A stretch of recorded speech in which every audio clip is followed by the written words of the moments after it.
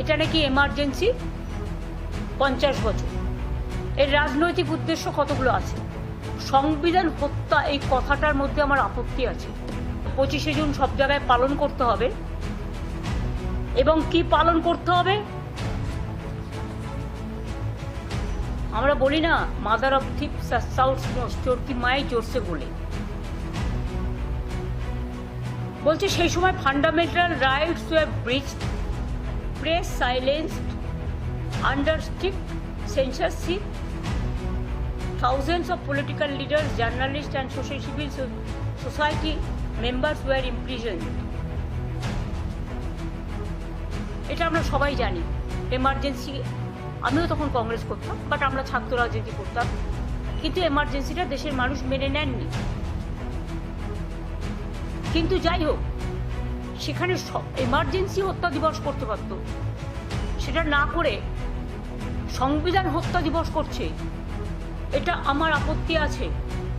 I totally condemn this idea. বলছি renewed commitment to democratic values and constitutional morality. What is the morality? আজকে কি democracy ভারতবর্ষে আছে?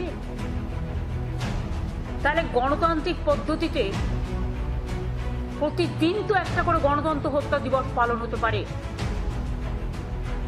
প্রতিদিন তারা গণতন্ত্রকে হত্যা করছে, প্রতিদিন fundamental rights of the people কাটছে।